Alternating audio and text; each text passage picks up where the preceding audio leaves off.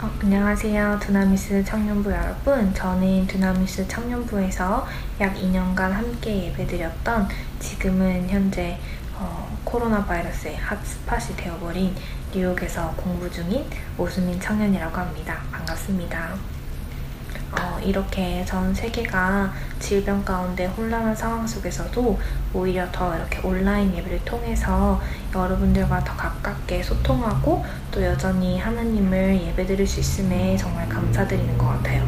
그리고 며칠 전에는 또 부활절이었는데 이러한 상황 속에서도 부활하신 예수님을 예배드릴 수 있음에 또 더욱 감사했던 것 같아요. 저희는 고린도전서 15장 몸의 부활과 관련된 설교를 들었는데요. 그 설교를 쭉 읽으면서 들었던 생각은 내 안에 예수님에 대한 부활이 나와 무슨 상관이 있는가, 나와 무슨 연관이 있는지 제대로 깊게 생각해보지 못했다는 점과 또한 제 안에 부활에 대한 선명한 확신과 또한 그림, 또한 기대가 없었다는 사실을 깨달았던 것 같아요. 그래서 15장 19절 말씀처럼 그리스도 안에서 우리가 바라는 것이 다만 이 세상의 삶뿐이면 모든 사람 가운데 우리가 가장 불쌍한 자입니다. 라고 나와 있는 것처럼 내가 올바르게 그리스도인답게 살지 못했구나. 또한 32절 말씀처럼 내일 죽을 터이니 먹고 마시자 하며 이 세상의 유익만을 쫓아 허무하게 살고 있었구나를 깨달았던 것 같아요. 그래서 오히려 코로나가 터지면서 방 안에 혼자 있는 시간이 길어지면서 하나님과 기도와 말씀으로 더 깊게 교제하며 그리스도인으로서 부활 소망을 가진 사람으로서 무엇을 소망하고 무엇을 바라보며 살아가야 하는지를 좀 더 깊게 생각할 수 있게 되어서 더 감사했던 것 같아요. 그래서 이제는 사망을 이기시고 먼저 부활하신 우리의 첫 열매 되시는 예수님이 나의 삶의 소망이자 또한 영원히 닳지 않을 제 힘의 원천이 되심을 고백할 수 있게 된 것 같아요. 그러므로 여러분, 저희도 15장 59절 말씀처럼 견실하며 흔들리지 않고 항상 주의 일에 힘쓰는 자들이 되길 바랍니다. 이는 우리의 수고가 주 안에서 헛되지 않은 줄 알밉니다. 이 코로나로 어려움 가운데 계신 모든 청년 여러분, 또 여러분이 계신 각자의 처소가 그 방이 마가의 다락방이 되어서 오히려 이 시간을 통하여서 하나님과 더 깊게 교제하시는 성령님이 찾아가시는 그런 시간이 되길 소망합니다. 늘 기도하고 또 필리핀과 또 여러분들의 예배 삶 가운데 하나님의 축복이 충만하시길 늘 기도합니다. 저희 뉴욕을 위해서도 꼭 기도해주세요. 감사합니다.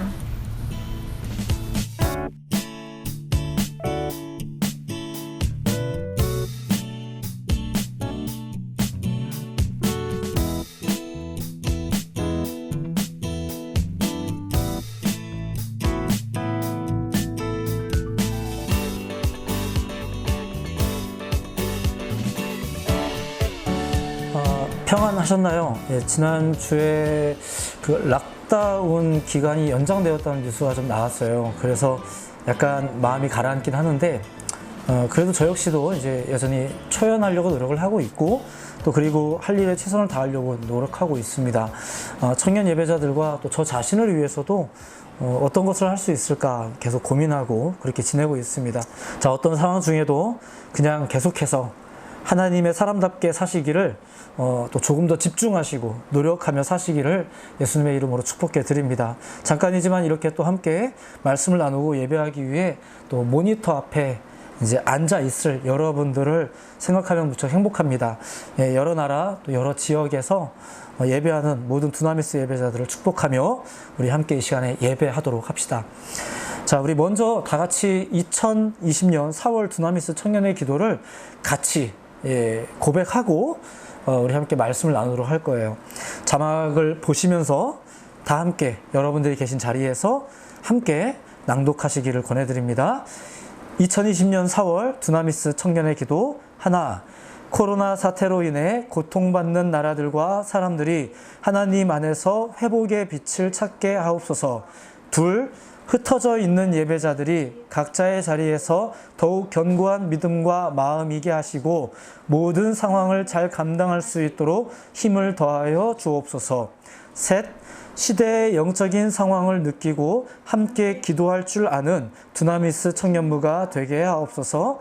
넷, 이웃을 내 몸처럼 사랑하며 사랑을 실천하는 청년부가 되게 하옵소서. 아멘. 네, 각자의 자리는 다르지만 같은 기도의 제목으로 또 같은 하나님을 향해 나아가는 우리 모든 청년들이 되시기를 다시 한번 예수님의 이름으로 축복해 드립니다. 자, 이제 오늘 함께 나눌 말씀을 찾도록 하겠습니다. 요한복음 8장 1절로부터 11절까지입니다. 요한복음 8장 1절로부터 11절까지 각자 계신 자리에서 함께 말씀을 봉독하도록 하겠습니다. 시작. 예수는 감난산으로 가시니라. 아침에 다시 성전으로 들어오시니 백성이 다 나아오는지라. 앉으사 그들을 가르치시더니 서기관들과 바리새인들이 음행 중에 잡힌 여자를 끌고 와서 가운데 세우고 예수께 말하되 선생이여 이 여자가 간음하다가 현장에서 잡혔나이다. 모세는 율법에 이러한 여자를 돌로 치라 명하였거니와 선생은 어떻게 말하겠나이까. 그들이 이렇게 말함은 고발할 조건을 얻고자 하여 예수를 시험함이러라. 예수께서 몸을 굽히사 손가락으로 땅에 쓰시니 그들이 묻기를 마지 아니하는지라. 이에 일어나 이르시되 너희 중에 죄 없는 자가 먼저 돌로 치라 하시고 다시 몸을 굽혀 손가락으로 땅에 쓰시니 그들이 이 말씀을 듣고 양심의 가책을 느껴 어른으로 시작하여 젊은이까지 하나씩 나가고 오직 예수와 그 가운데 섰는 여자만 남았더라. 예수께서 일어나사 여자 외에 아무도 없는 것을 보시고 이르시되 여자여 너를 고발하던 그들이 어디 있느냐? 너를 정죄한 자가 없느냐? 대답하되 주여 없나이다. 예수께서 이르시되 나도 너를 정죄하지 아니하노니 가서 다시는 죄를 범하지 말라 하시니라. 아멘. 자, 오늘 본문을 여러분이 가진 성경을 한번 보시면 7장 53절부터 8장 11절까지 괄호 표시가 되어 있는 것을 보실 수 있을 겁니다. 자, 여러 해설서는 이에 대한 부가 설명을 이렇게 기록하고 있어요. 어떤 사본에는 7장 53절부터 8장 11절까지 없음. 자, 이렇게 되어 있어요. 책을 보시면 괄호가 그렇게 쳐져 있습니다. 자, 일단 결과적으로는 지금 이 이야기가 지금 요한복음에는 있어요. 그죠? 지난주에 다 이루었다라는 말이 요한복음에만 있었던 것처럼 지금 이 본문, 이 간음한 여인에 관한 이야기도 복음서 중에 이 요한복음에만 등장을 합니다. 사실 여러 학자들은 이 내용이 심지어 본래 요한이 처음 이 복음서를 기록할 때에는 없었다고까지 말을 합니다. 내용상으로 볼 때 실제로 이제 오히려 이 이야기가 빠지면 7장 후반부에서 8장 12절로 넘어가는 그 문맥이 오히려 더 자연스러워요. 초막절 복음을 전하는 예수님의 이야기로서 그게 더 자연스럽게 이어집니다. 이렇듯 간음한 여인의 이야기는 전체 문맥에 맞지도 않을 뿐더러 또 여러 정황상 요한의 글로 보기도 어렵다고 평가되는 그런 이야기가 바로 이 간음한 여자의 이야기입니다. 자, 그런데 놀랍게도 이 이야기가 전하는 메시지는 예수 그리스도의 핵심적인 사상과 굉장히 가깝습니다. 네, 그것은 잠시 후에 보도록 하겠습니다. 자, 이에 대한 설명이 정말 많지만 일단 간단히 정리를 하자면 이렇습니다. 첫째, 이것은 여러 정황상 추가된 이야기라고 볼 수 있다는 거고요. 두 번째, 그렇기 때문에 그 내용에 있어서 전달하려는 강력한 메시지가 있을 거라는 거죠. 그리고 다행히도 우리는 우리가 가진 성경에는 이 이야기가 요한복음에 담겨있기 때문에 우리가 읽을 수 있는 거예요. 감사하죠. 자, 그러니까 이제 읽어보겠습니다. 그리고 이 이야기를 통한 교훈이 뭔지를 좀 한번 살펴보도록 하겠습니다.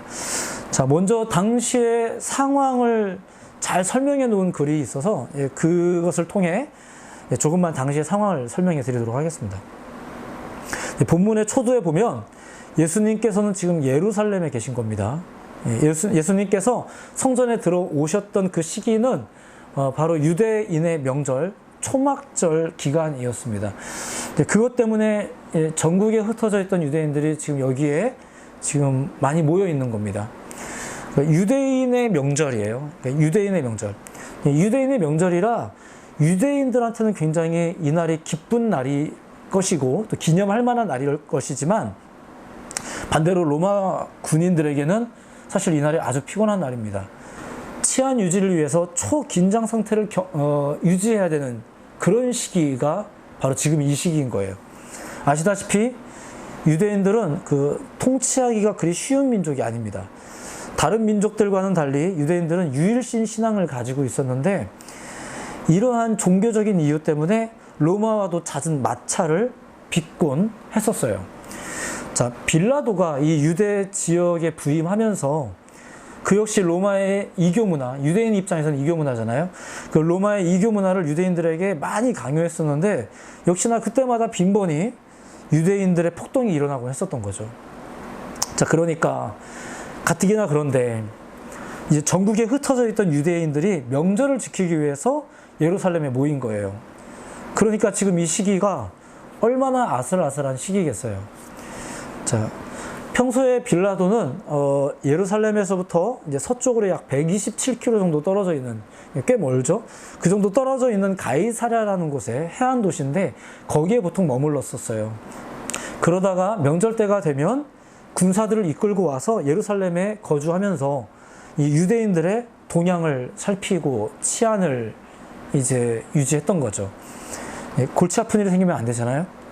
자, 그 중에서도 가장 유심히 살펴봤던 곳이 어디겠습니까? 당연히 성전이었겠죠. 자, 예루살렘 성전뜰에 예루살렘 성전뜰이 있다면 거기에서 북서쪽 방향으로 4개의 높은 첨탑으로 이루어진 그런 성체가 있었다고 합니다.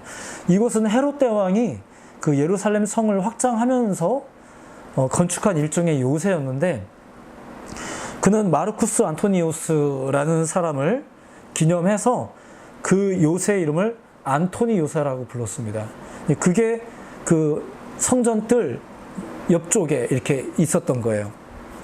그곳의 청탑에 올라가면 예루살렘 성전뜰이 잘 보이죠. 잘 보여요. 한눈에 보고 감시할 수 있는. 그래서 로마군들은 명절 때가 되면 그곳에 주둔하면서 혹시나 불온한 움직임이 있는지 없는지 이런 일들이 성전에서 일어나지 않나 감시했고 만일 그런 일이 발생하면 바로 뛰어가서 이제 즉각적으로 반란을 진압할 수 있도록 이렇게 준비했던 거죠. 참고로 훗날 예수님께서 수많은 놀림과 채찍질과 함께 빌라도에게 신문을 받고 또 사형 선고를 받으신 곳이 바로 이곳 안토니 요새입니다. 자, 이렇게 로마 군인들이 이제 이 성전뜰을 지켜보는 겁니다. 그리고 그 뜰 안에 이른 아침 예수께서 나타나신 거예요. 그리고 수많은 사람들이 그분 주변으로 지금 이렇게 모여들고 있는 이제 상황이죠. 자, 사실 예수님이 이곳에 나타나신 것은 지금 8장 본문인데 지금이 처음은 아닙니다. 7장에 보시면 이미 예수님이 성전에서 가르치신 장면이 이제 소개되고 있어요. 그때에도 많은 사람들이 예수님 주변에 모여 있었다가 또 뭐 저녁 되면 흐트러지고 이렇게 된 거죠. 이걸 모두 이제 바라보고 있는 거예요. 로마 군인들도. 그런데 이제 오늘 또 이 아침 일찍부터 예수가 또 등장을 하고 사람들이 모이는 거를 이 첨탑 위에서 군인들도 보고 있는 거죠. 갑자기 사람들이 그렇게 모여들면 당연한 얘기지만 감시하고 있던 로마 군인들의 시선이 그쪽으로 향하겠죠. 어떤 불온한 움직임이 혹시 거기에 있진 않은가 뭐 이런 걸 살피면서 이제 경계하고 있는 중이니까요. 자, 그런 시선 안에 로마 군인들의 시선 안에 예수가 등장을 하고 그 주변에 사람들이 모이기 시작했고 그리고 거기서 예수님이 하나님의 말씀을 가르치고 있는데 바로 그때 한 무리의 서기관들과 바리새인들이 한 여인을 끌고 예수님 앞에 등장한 거예요. 그리고 지금 이 풍경은 예수님께 가르침을 받으러 온 유대인들로부터 그들을 살피고 있는 로마 군인들에게까지 주변의 모든 사람들이 다 보고 있는 상황인 거죠. 거기에 모두가 다 보고 있는 그 자리에 한 여인이 끌려오는 거예요. 자, 이제 그 여인의 모습을 이제 좀 보겠습니다. 자, 오늘 본문에 등장한 이 여인은 가늠하다가 잡혀온 여자라고 합니다. 그것도 현장에서. 지금 그녀는 현장에서 잡혔고 사람들 앞으로 끌려왔습니다. 분위기상으로는 뭐 거의 공개 재판 수준입니다. 자, 다시 한번 그녀가 직면한 상황을 좀 한 번만 더 정리를 해보겠습니다. 첫 번째, 그녀는 간음하다가 현장에서 잡혔답니다. 두 번째, 그 현장에서부터 지금 여기까지 끌려온 겁니다. 굳이 사람들 많은 대로 예수님 말씀 전하시는 그 자리로 끌려온 거죠. 왜일까요? 네, 잠시 후에 소개해 드리겠습니다. 세 번째, 그녀가 끌려온 곳은 유대인과 로마인이 모두 지켜보는 자리였었어요. 자, 우선 그녀가 범한 간음은 네, 죄입니다. 예, 맞죠? 스스로도 결코 자신의 모습에 떳떳하지 못했을 거예요. 죄니까. 하지만 그녀는 모든 것 앞에, 모든 사람 앞에 노출되게 되었는데, 죄를 지었으니까 뭐 당연하다고 생각하실지 모르겠는데, 분명히 너무 과한 부분이 있었습니다. 다시 말씀드리지만 간음은 죄입니다. 다만 지금 이 광경이 조금 과하다고 보는 건데, 그렇게 생각하는 몇 가지 증거가 좀 있습니다. 첫째, 그녀가 간음 현장에서 붙잡혔다는 것 때문입니다. 이게 무슨 말인가? 그것도 더군다나 바리새인과 서기관들이 간음 현장 근처에 있었다는 거죠. 자, 생각해 보세요. 보통은 사람들에게 쉽게 들킬 만한 장소에서 간통을 저지르는 사람은 없을 거예요. 그런데 바리새인과 서기관들이 어떻게 그 현장을 덮쳐서 그녀를 데려올 수 있었을까? 뭐 그녀가 가진 마음과 뭐 엄청난 성적인 추구, 뭐 여러 가지 그녀에 대한 설명이 해설서에 가득합니다만, 뭐 그녀가 가진 어떤 사정 때문이든 우연찮은 경우 때문이든 또 일반적으로 그런 일이 일어날 수 있는 장소에 관한 이해가 사람들에게, 심지어 바리새인들과 서기관들에게도 사실은 있었어요. 장소에 대한 이해가 있었다는 거예요. 우리도 마치 골목 뒤에 가면은 뭐 어쩌다 이런 게 좀 있잖아요. 그런 것처럼. 분명한 것은 그렇게 그들이 그러한 죄가 일어날 수 있었다는 것을 시간적으로든, 그렇잖아요. 시간도 어떻게 이렇게 딱 맞춰서 찾으러 갔을까요? 시간적으로든 장소적으로든 상황적으로든 그들도 예측하고 있었다는 거죠. 자, 그렇다면 그것이 죄라는 것을 안다면, 죄가 나쁜 거라서 그 자체를 거부해야 한다면, 사실 죄를 짓지 않도록 도와주는 게 특히 바리새인이나 서기관들이란 사람이 해야 될 일이 아닐까요? 왜 죄가 일어나는 걸 내버려 뒀다가, 뭐 미리 몰라서 그랬는지는 잘 모르겠지만, 왜 죄를 지은 후에 잡아가는 게 그들의 역할은 원래 아니잖아요. 그죠? 그것은 안토니오스의 꼭대기에서 있는 사람들이 하는 거잖아요. 그거는. 실제로 그들은 죄인을 잡거나 처벌할 자격이 없었어요. 이제 그들이 예수님을 지금 시험하고 있지만 사실 예수님도 그럴 자격이 없었어요. 그걸 지금 이용하고 있는 건데, 어쨌거나 그들은 죄인을 처벌할 자격이 없어요. 그래서 그녀에 대한 처벌을 예수님께 지금 요구하면서 찾아온 거예요. 자, 그래서 많은 성서 해석자들은 이렇게 현장을 급습해서 행음하는 여자를 잡은 것에 대해서 바리새인과 서기관들의 다른 목적이 있었을 거다, 이렇게 공통적으로 보고 있습니다. 자, 그러니까 잘 생각해 보세요. 사실 오늘 본문에서 한 여인이 등장을 하는데, 사실 꼭 이 여인이 아니어도 되는 거예요. 그냥 누구든 간에 상관없어요. 그냥 행음하는 여인을 잡으면 되는 거예요. 왜냐면은 그런 내용의 빌미가 지금 이 바리새인과 서기관들에게 필요했던 거거든요.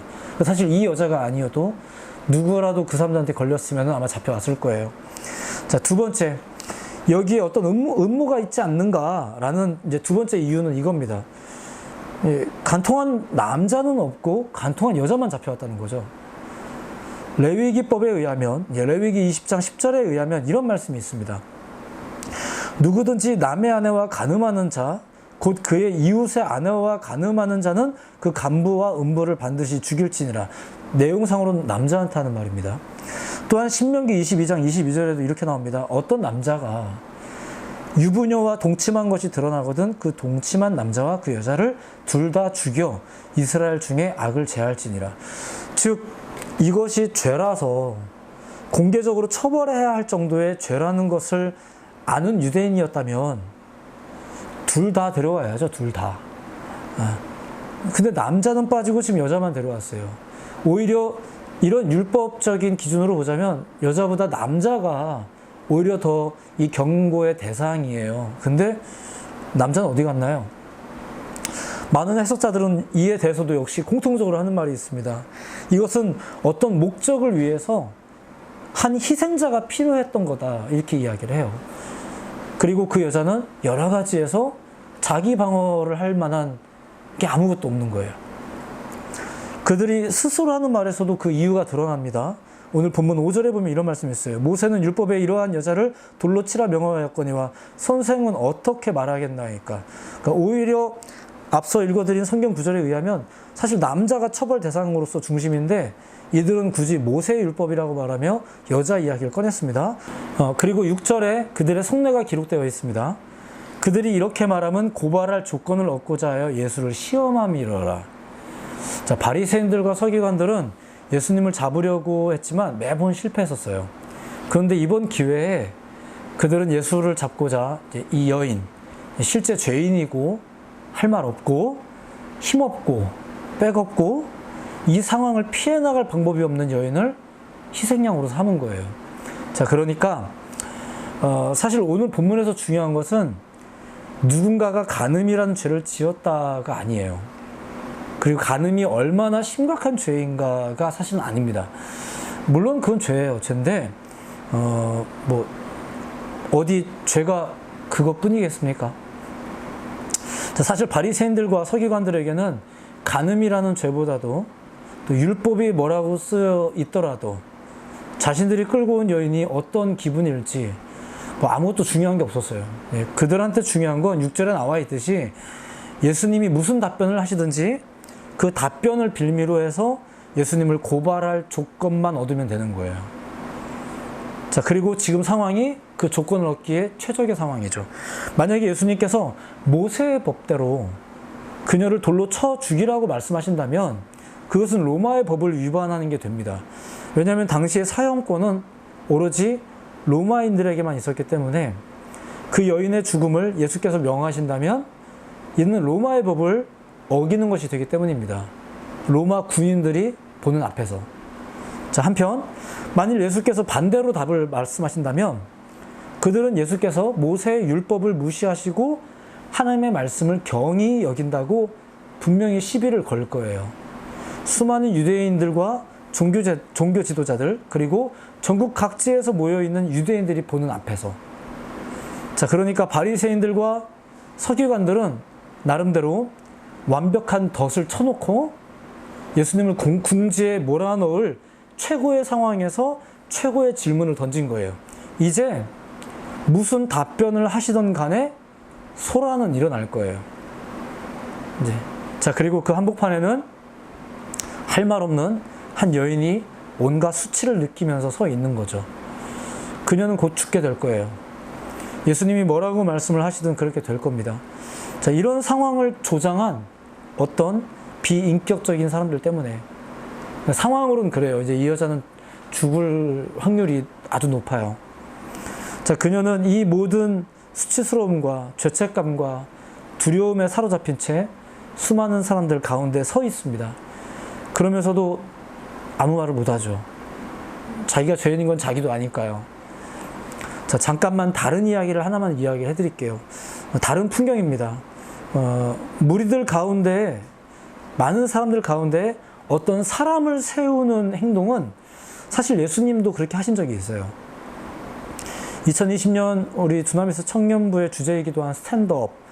이 스탠드업의 모티브였던 그 누가복음 6장의 말씀을 보면 누가복음 6장 3절 예수께서 손 마른 사람에게 이르시되 한가운데 일어서라 하시고 4절 그들에게 이르시되 안식일에 선을 행하는 것과 악을 행하는 것 생명을 구하는 것과 죽이는 것 어느 것이 옳으냐 하시니 그들이 잠잠하거늘 5절 그들의 마음이 완악함을 탄식하사 노하심으로 그들을 둘러보시고 그 사람에게 이르시되 네 손을 내밀라 하시니 내밀매 그 손이 회복되었더라. 자, 이렇게 예수님도 사람들 앞에 어떤 일을 세우신 적이 있었어요.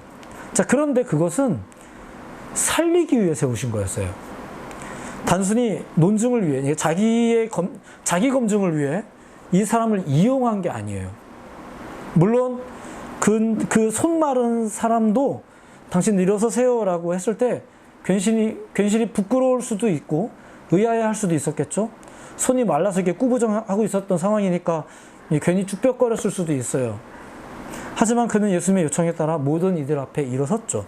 자, 그런데 사실 또 하나 생각할 것은 그는 손 고쳐달라고 한 적도 없었어요. 그리고 오늘 본문을 보면 이 가늠한 여자는 회개하지도 않았어요. 사실은 그것도 할 자신이 없었어요. 할 말이 없죠. 현장에서 잡혔는데, 그리고 내가 한 짓이 죄라는 건 다 알고 있는 건데. 그런데 오늘 이 부분 때문에 사실 초기 교회 공동체가 좀 시끄러웠던 부분까지도 있어요. 그래서 아까 맨 처음에 이야기할 때 이 이야기가 심지어는 예전에 그 다른 책에는 빠졌었다고 하는 이야기가 그래서 나왔던 거예요. 자, 이 얘기는 좀 긴 얘기니까 넘어가겠습니다. 자, 하지만 손 마른 사람은 이제 고침을 받죠. 예수님의 명령대로 모두의 앞에 선 일이 결국에는 그 사람 개인에게는 치유의 역사가 일어나는 일이 됐고, 또 그의 메마르고 뒤틀렸던 손은 모든 이들 앞에서 증거가 됐어요. 한편 오늘 본문에서는 사람들 한가운데 가늠한 여인을 세우는 바리새인들과 서기관들 같은 사람들이 있죠. 그들은 죽이기 위해 그녀를 사람들 앞에 세운 거예요.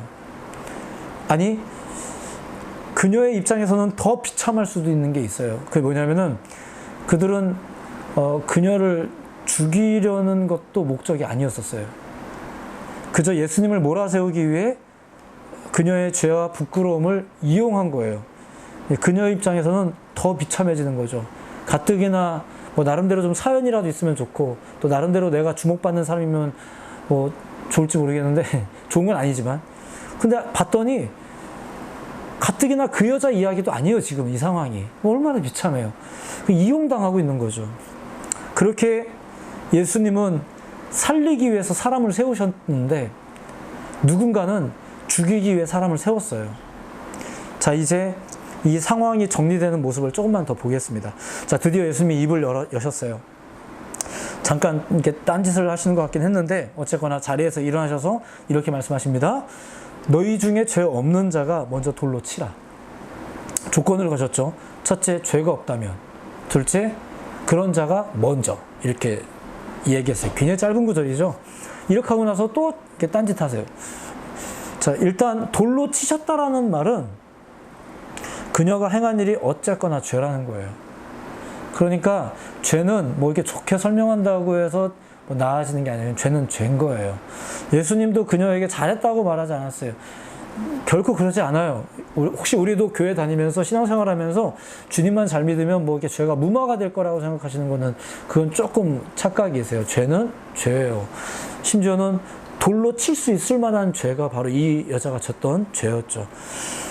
이 여인은 잘못된 성적 욕구에 이끌려서 죄를 저질러 버린 거예요. 다만 바리새인들과 서기관들은 바로 그녀의 그 잘못된 성적 욕구를 이용한 거죠. 어쨌든 그녀는 예수님이 봐도 죄인이었습니다. 다만 예수님의 답변은 그녀 한 사람에 대한 자신의 의견으로서의 답변이 아니라 그 자리에 모여 있는 모든 자들이 자신의 죄를 인식할 수 있게 만드는 답변이었다는 거죠. 예수께서는 가늠한 여인을 돌로 쳐야 한다는 율법을 집행하는 것에 대해서 이 사람들이 너무 열심히라 지금 나한테 찾아온 게 아니라 그 동기가 과연 그렇게 순수한가, 그렇지 않다는 걸 아신 거죠. 정말로 하나님을 향한 순전한 열심으로 그렇게 한 것인가, 그걸 물으시는 거예요. 근데 역시나 아니죠. 예수님께서 그 말씀을 하셨을 때 모인 자들은 자신들의 양심에 비춰보았을 때 그 동기가 순수하지 못하다는 것과 또 자신들의 죄성을 인정 안 할 수가 없게 됩니다. 자, 애초에 바리새인과 서기관들은 앞서 이야기했지만 그 여인에게 돌을 던지기 위해서가 아니라 예수님을 고소하기 위해서 지금 이 자리에 온 거고요.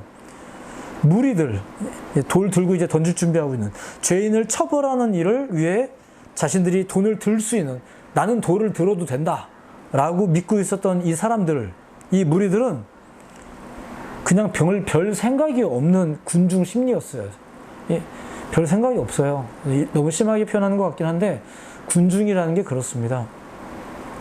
자, 그런데 그들 모두가 예상치 못한 예수님의 답변에 자신들이 지금 어떤 일을 벌이고 있는지를 깨닫게 된 거죠. 정신이 든 거예요. 그러자 그들은 아무 말도 할 수 없게 됩니다. 아무 말도 할 수 없게 됩니다. 그녀처럼. 그리고 하나 둘씩 자리를 떠나게 됩니다. 자, 본문이 말하고자 하는 것은, 자, 모든 인간이 다 죄인이기 때문에 다른 사람의 죄를 물을 수 없다는 말이 아니에요. 나도 죄 졌으니까 너 죄진 것 그냥 넘어가자. 이게 아니에요. 범죄는 반드시 근절되어야 하고 올바른 심판이 또 필요합니다. 다만 오늘 본문 속에서 예수님이 지적하시는 것은 자신의 목적을 위해 의도적으로 남을 고통으로 몰아넣고 무너뜨리려는 잘못된 행동에 대해서 책망하시는 거죠. 그것이 죄라는 것을 알았다면, 아까도 말씀드렸지만 그게 죄인 걸 알았어요? 더군다나 그 현장에 있었어요? 현장 근처에 있었어요? 그러면 좀 못하게 했어야죠. 더군다나 바리새인과 서기관들이라면 그걸 못하게 했어야죠. 그 여인의 잘못을 올바른 길로 인도했어야죠. 근데 오히려 그들은 그녀의 그 그릇된 성욕을 이용해서 지금 자신들의 목적을 따라 그 예수님을 공경에 처하게 만들려는, 예수님을 고소하기 위한 목적으로 그녀를 지금 이용하고 있는 거예요. 그리고 그 얘기를 듣고서는 그렇구나, 이 나쁜 여자 이러면서 지금 돌 들고 지금 준비하고 있는 거예요. 나는 그럴 자격이 있는 사람이냐. 또한 재밌는 풍경은 9절에 보면은 이런 말씀이 있어요. 그들이 이 말씀을 듣고 양심의 가책을 느꼈답니다.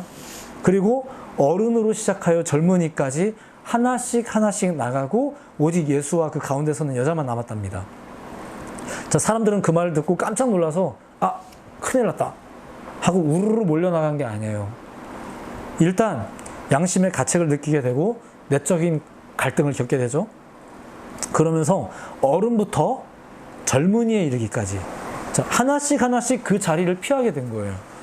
예수님으로 인해 군중의 특징이 무너지고 인격적인 변화가 일어나게 된 거예요. 개개인이. 그리고 기왕이면 어른들이 먼저, 어른스럽게. 다 함께 있을 때는 엄청나게 힘이 세고 자신들이 의로운 줄 알았겠지만 예수님의 말씀 앞에 서면 한 사람 한 사람의 마음속에 인격적인 도전이 일어나는 거예요. 사실 그 자리에서 은근슬쩍 빠져나가는 것도 처음엔 용기가 필요했을 거예요. 생각해 보세요. 다 같이 돌 들었는데 예수님이 딱 뭐라고 말하니까 이거 어떻게 하기 좀 어렵잖아요. 이거 어떻게 해야 돼요? 돌 내려놔야 되는데 또 내가 내려놓으면 옆에 있는 동료들이 막 뭐라고 할지도 모르는데 이것도 쉬운 건 아닌 거예요. 자, 이것도 용기가 필요하죠. 주위를 두리번거려야 했을 것이고, 그렇게 당당했던 그들이 갑자기 다 같이 뭔가 뻘쭘해졌어요. 이제 우리 쉬운 말로 뻘쭘해졌어요. 근데 한두 명이, 기왕이면 어른들 중에 몇 분이 용기를 내시더니 자리를 떠나는 거예요. 그러자 다른 사람들도, 젊은이들도 용기를 내서, 표현이 좀 재밌죠? 여기서 용기를 냈다는 게, 아무튼 용기를 내서 흩어지게 됐어요. 여러분들 이거 용기가 필요한 겁니다. 남들이 다 와 이러는데 나 혼자 다르게 하는 게 이게 쉬운 게 아닌 거예요. 차라리 다 같이 돌 들고 던지는 게 거기서는 훨씬 쉬웠어요. 상황상, 분위기상은 그랬어요. 근데 예수님이 딱 한마디 하고 나니까 다들 이게 마음에 꿀리는 게 있어서, 그래도 양식껏 행동하는 몇몇 어른들이 좀 딱 먼저 움직이시고 이러니까 젊은이들도 맞아 뭐 이러면서 이제 어떻게 내가 돌로 치나 이러면서 이제 가죠. 자, 조금 격양되었던 분위기가 갑자기 수그러들더니 사람들이 다 흩어졌어요. 그리고 그 소동의 중심이었던 존재와 어떻게 끌려왔는지 모를 여인만, 둘만 남은 상황이에요. 그리고 더 재밌는 게 뭔지 아세요? 성경에 보면 둘만 남았다고 했죠. 근데 아까 했던 얘기를 생각해 보세요. 안토니 요새 위에 이걸 바라보고 있는 로마 군인들이 있어요. 그들이 있지 않았을까요? 그들도 다 갔나요? 아니겠죠. 그 자리를 지켜보고 있는 사람들이 막 웅성거리고 있었던 분위기 때문에 저거 뭐야 지켜보고 있는데, 또 더군다나 갑자기 한 여자가 끌려오면서 분위기가 훨씬 막 고조가 되었었는데 갑자기 조용해지더니 사람들이 다 떠나는 거예요. 그리고 둘만 남았어요. 그걸 위해서 이 군인들이 쳐다보고 있는 거예요. 둘이 막 뭐라고 하더니 갑자기 여자가 가요. 조금은 편안해진 모습으로 가요. 무슨 일이 벌어진 걸까요? 예. 자, 이 장면을 보고 있는 군인들이 있는 거죠. 자, 말씀을 정리합니다. 다시 말씀드리지만 오늘 말씀은 앞서 말씀드렸듯이 간음에 대한 죄와 그 죄에 대한 예수님의 생각 등을 나누려는 게 아닙니다. 오늘 말씀을 통해 보셨겠지만 죄인은 그녀 하나만이 아니에요. 바리새인도, 서기관도, 심지어 유대인 무리들도, 그리고 이 이야기에 상관없는 것 같지만 성벽 위에 있는 군인들도 다 마찬가지입니다. 다만 그들이 모두가 다 지켜보고 있는 자리에 누군가가 타깃이 되어서 서 있는 사람이 있죠. 죄라는 미명하에서는 모두가 자유롭지 못합니다. 결국은 다 드러나요. 처음에는 한 여자만 잡힌 것 같았죠. 한 여자만 지금 잡힌 것 같았죠. 현장에서 잡힌 것 같았죠. 그래서 남들은 다 돌 던져도 될 것 같았죠. 근데 아니더라 이거예요. 예수님의 선언 이후에 모두가 다 드러난 거예요. 할 말 없는 거죠. 모두가 다 할 말 없는 거예요. 오직 예수님께서만이 모든 것이 드러났을 때 그 모든 죄에서 우리를 용서하시고 살리시는 유일한 분이십니다. 나를 정죄하려는 사람들이 다 떠났어요. 이제 여자하고 예수님만 남았어요. 예수님이 간음을 죄가 아니라고 하시는 분인가요? 아니에요. 그거 돌로 칠 죄예요. 율법에 나와 있어요. 예수님도 어려서부터 율법으로 공부하신 분이세요. 왜 모르겠습니까? 그런데 뭐 아시다시피 여인은 용서를 받고 기회를 얻습니다. 새로운 삶의 기회를 얻는 거죠. 사실 다른 무리들도 마찬가지입니다. 돌 던졌으면 어쩔 뻔했습니까? 그죠? 무리들도 따지고 오면 기회를 얻은 거예요. 만약에 거기서 아니야 나 돌 던지려고 끝까지 던졌다고 생각해 보세요. 그들은 어떤 사람이 되었을까요? 주님으로부터 어떤 평가를 받게 되었을까요? 그들은 어떤 신앙이 되었을까요? 그들이 조용히 흩어진 게 그나마 얼마나 다행인가요? 물론 못내 아쉬워서 끝까지 작당을 해서 결국은 예수님을 십자가에 달려 죽이는 이제 그런 사람들의 이야기가 앞으로 이어지지만 아무튼 그렇습니다. 그렇게 자리가 다 정리가 됐습니다. 요즘 유튜브를 보다 보면 코로나19를 대처하는 모습을 통해서 이 나라가 알고 봤더니 뭐 저 나라가 알고 봤더니 등의 이야기가 많이 등장합니다. 또한 뭐 역시 우리나라 뭐 이러면서 이제 우리나라가 뭐 잘하고 있다 이런 내용들도 좀 많이 나오고 있습니다. 이렇듯 코로나 바이러스 사건으로 인해서 모든 나라의 실상이 드러났다는 등의 이야기가 요즘 굉장히 많이 나옵니다. 뭐 우리는 약간 좀 자랑스럽잖아요, 지금. 그래도 우리나라가 잘하고 있는 것 같아서 좀 자랑스럽잖아요. 그리고 막 이웃 나라들 막 원래 미웠는데 지금 막 더 밉고 막 이런 거 있잖아요. 그죠? 다 드러나면 네, 괜찮을까요? 네, 우리나라는 제일 잘하고 있다고 또 많은 나라에 칭찬받고 있고 뭐 뜨고 있으니까 괜찮을까요? 계속 이런 식으로 가면 괜찮을까요? 뭐 숨겨야 한다거나 뭐 죄를 지어도 괜찮다거나 그런 얘기는 아닙니다. 누군가는 공격하기 위해 모든 것을 드러내지만 예수님은 살리기 위해 모든 것을 드러냈다는 것. 그분 앞에서는 모든 것이 드러났을 때 오히려 기회를 얻게 되었다는 것. 오늘날 우리는 어렵다라고 말하는 시기를 지금 보내고 있습니다. 그러다 보니까 오히려 지금의 시기가 우리의 참 모습이 어떠한지를 보게 하는 좀 그런 시기가 아닌가 하는 생각을 좀 하게 됩니다. 집에 있으니까 마냥 편한 게 아니라 집에만 있다 보니까 나는 과연 잘 예배하는 사람인가 뭐 이런 생각들 안 해보시나요? 좀 해봤으면 좋겠어요. 저도 목사지만 집에서 예배를 하다 보니까 또 아무래도 좀 흐트러지고 좀 그런 게 있는 것 같아요. 그래서 일부러라도 자꾸 뭔가 부지런하게 좀 살려고 애는 쓰는데 잘 되고 있는지는 잘 모르겠어요. 뭐 어느 정도 해야 뭐 나는 괜찮다. 여러분들이나 좀 똑바로 해라. 뭐 이런 말할 자격이 나한테 생기는지 잘 모르겠어요. 하지만 어쨌거나 좀 노력은 좀 하고 있습니다. 여러분들도 노력하고 계시죠? 저와 여러분은 지금 굉장히 예수님이 필요한 상황인 거예요. 예전에도 그랬고 사실 지금도요. 모든 것이 드러나는 이 시기에, 그래서 더 위축되고 어찌할 바를 알지 못하는 이 시기에 무슨 할 말이 있겠고 또 어떻게 설명할 수 있겠는지, 뭐 우리나라가 잘 나가면은 뭐 되게 흡족하세요? 그리고 뭐 다른 나라가, 미워했던 나라가 가뜩이나 더 잘못하고 있으니까 막 통쾌하세요? 예, 우리 모두 예수님을 만나야 될 줄로 믿습니다. 여러분들이 처해 있는 각 상황에서 우리는 예수님이 필요합니다.